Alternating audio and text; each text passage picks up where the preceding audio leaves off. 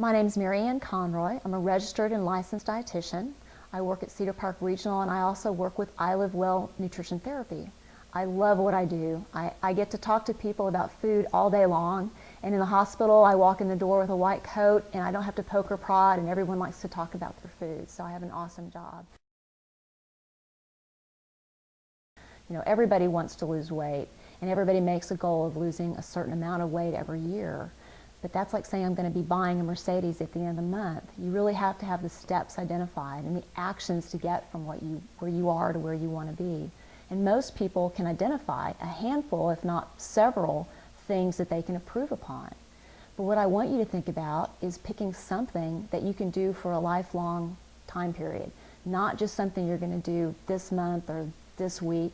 You've got to be committed now, on the weekends, on the holidays, during your vacation. It's things that you're going to make a habit for the rest of your life. So, are you a soda drinker? Are you putting creamer in your coffee? All those little things, if there's anything that you'd be willing to give up or change, and everybody's going to be a little different, focus on those things. I'll give you an example. I had a guy come to me yesterday in an outpatient setting who was drinking a lot of Diet Coke. He'd lost a lot of weight in the past, but had been putting it on in the last year.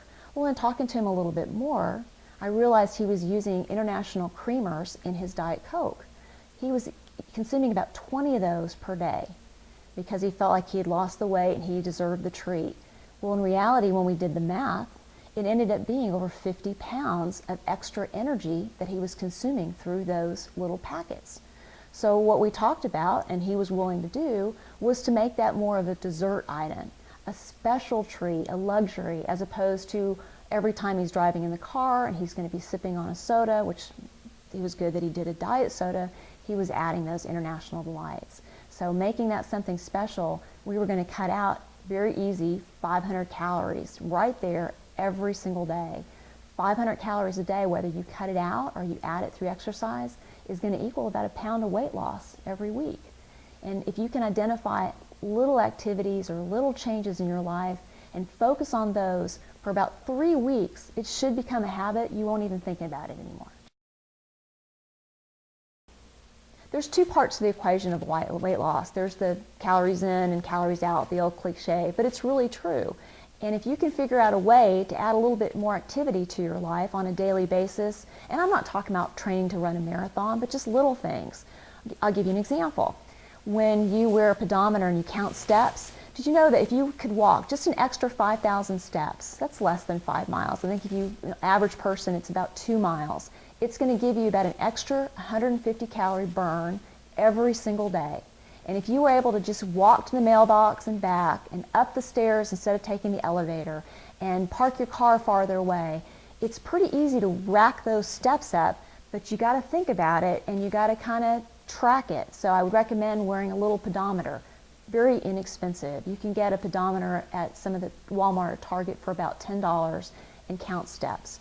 And do a baseline day where you check to see how many steps you're walking. Write that down, and then your 3-week goal, like we talked about, could be just adding an extra 1,000 steps, then another 1,000, and try to work it up to where you're getting to 5,000 steps more than you were. Everybody talks about a 10,000 step goal. That'd be awesome. That's about 300 calories burn every day. But wherever you're starting from, just add to it. 150 calories a day, if you do that over the course of a year, that's going to end up being pounds lost at the end of the year, and you probably aren't going to notice any difference. You're just adding activity into your day. So I'm not telling you to go and work hard and run and exercise. That is all awesome and that's great.